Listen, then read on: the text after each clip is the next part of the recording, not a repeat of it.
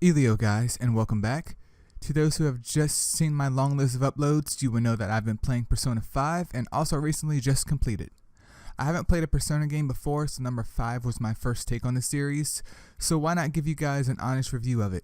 As always, this is a spoiler-free review, so feel free to continue watching.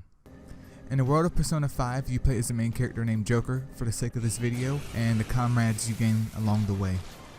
This is one of the most classic cases of a JRPG. There's a lot of build up between story arcs, there is a ton of character development, and in regular JRPG fashion, a ton of cutscenes. So this is a game that you need to be prepared for, and by prepared I mean my first playthrough took me nearly 90 hours, so mileage may vary. The world in itself is very fleshed out and polished. I love the detail given to the separate places you will visit and the overall feel that each place gives. Not to mention there is just something about the ambience of the game with its music. Beneath the Mask especially is just one of my favorite songs. This game has an incredible soundtrack which nowadays in gaming is quite a rare commodity. Pair that up with the visual style of this game and you have just saw your first glance at a masterpiece. The game does run on a time limit between arcs. You're given a set amount of time to complete a task or it's game over. Originally that thought scared me, but once you started playing you realize it's a ton of time. So I never felt like I was even close to running out of time in any arc. I always had a surplus of it because I don't procrastinate.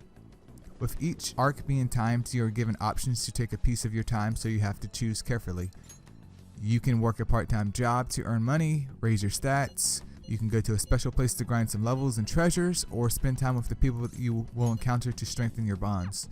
It really gives you the feeling of whatever choices I make matter. This is where the game really begins to shine. By the end, I felt like I knew all the characters for who they really are. I've spent time with them, I've fought with them, and I've learned deeper aspects of their personalities through strengthening our bonds.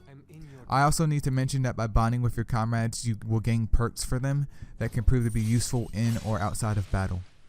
I cannot say for other Personas because I haven't played them, but this game's battle system operates on a weakness-based system.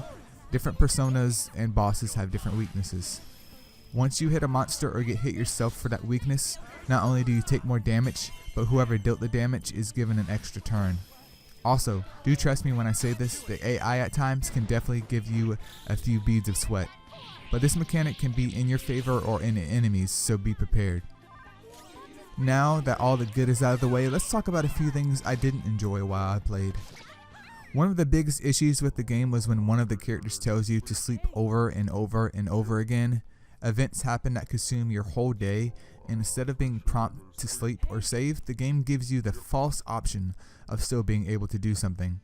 I did read an article recently saying Royals, which is the extended cut of this game, takes care of that solution, which is nice to know.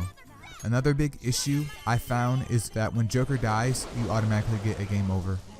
You can have 3 other members, all with the power to revive one another, and still get a game over. I won't lie to you guys, I did die quite a handful of times throughout the game, which is good, as that means you have to try in every battle, but there's also been times where I encountered an enemy, they hit Joker for his weakness twice, and it's just game over. And last but least was the cutscenes, especially during boss fights. There was a couple of times the cutscenes went on for an hour just about. There was one time it was nearly 2.5 hours of cutscenes and hardly any gameplay at all. I would tell myself all the time, I hope the power doesn't go out. You can skip them if you want, but if it's your first time playing the game, then why would you? I just wish there was an option to save in between them more frequently. So let me go ahead and sum up this review for you guys without spoiling anything.